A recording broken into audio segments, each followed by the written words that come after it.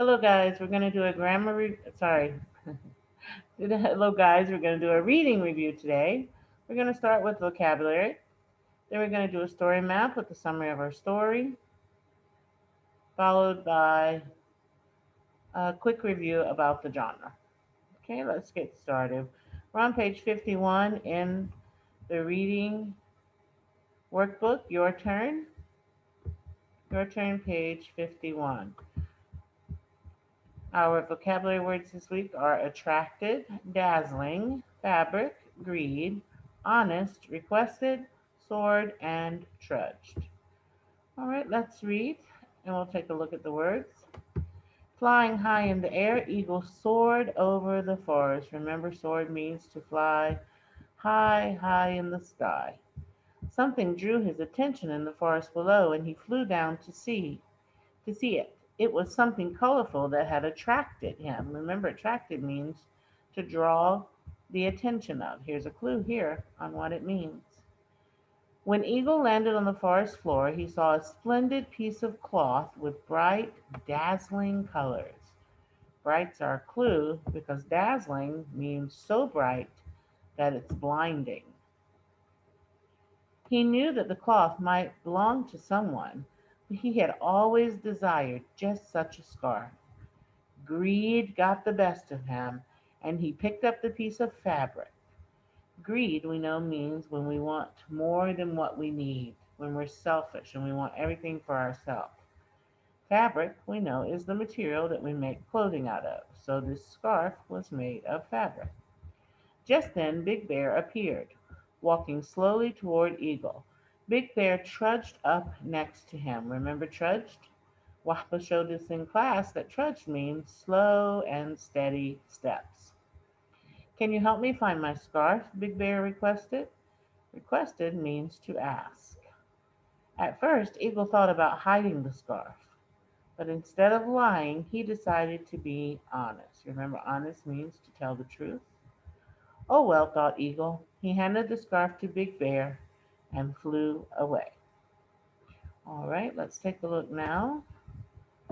This is the story map that you have on page 52 in the Your Turn workbook.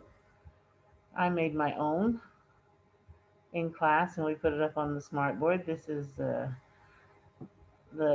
same boxes that you have on your page, number 52 in your Turn practice workbook. All right, we summarized the main points of the story and then we wrote the lesson that you should learn or the theme. So the first main point we wrote was that the parrot didn't care about his new cage. The parrot doesn't care about his new cage. Okay, even though this cage is supposed to be something very fancy and expensive and comfortable, the parrot doesn't care anything about the cage at all. Then the merchant who gave the parrot the cage thinks that he has given the bird a really nice gift, that it cost a lot of money and that it's supposed to be very comfortable and that it's supposed to be a beautiful cage, and he thinks that he has given him something wonderful. The bird, however, does not like his gift. The parrot frees himself, and when he does, he feels more alive than ever. Remember the parrot, once he laid him on the counting table, he follows the message that the birds sent to him, the parrots that were flying in India, how they fell from the tree limbs with their feet sticking straight up in the air and their backs to the ground, and they laid very still. They did not breathe, they did not move. And the parrot in the shop followed what they did, and he followed their message. And so he was able to get out of the cage and fly away to freedom. Okay, so the theme, the lesson that you're supposed to learn from this is that freedom is more important than wealth or comfort. So this parrot thought that freedom was more important to him than having something that was expensive or something that was comfortable. To him, freedom was the most important thing. All right, finally, we're going to do a quick review on the genre. We'll look at page 56. This is a little blurry. So please get your workbook to follow along. I'm going to read the story at the top for you, and then we'll discuss the answers at the bottom. The tiger, the Brahmin, and the jackal. The jackal said to the Brahmin, I understand that you agreed to let the tiger free if the tiger agreed not to eat you. He turned to the tiger, and I understand that as soon as you were free, you said you would eat the Brahmin anyway. But I still can't understand this cage here. The tiger snarled impatiently. Foolish jackal! How many times do I have to explain it? He said. He walked into the cage to demonstrate how it worked. As soon as he was inside, the jackal closed the door behind him and locked him in. The jackal turned to the Brahmin. I think you should leave this cage closed, he said. All right, how do we know that this is a folk tale? It uses animals to represent different characteristics. Okay, we'll talk about what those characteristics are in another question down the page, but it's using animals to represent different characteristics. Okay, what literary elements are included in a folk tale? In this one, because we're using animals to represent the characteristics, they are symbols, so we are using symbolism. Okay, a lesson or a message is also one of the literary elements. Our story has a lesson that we're supposed to learn.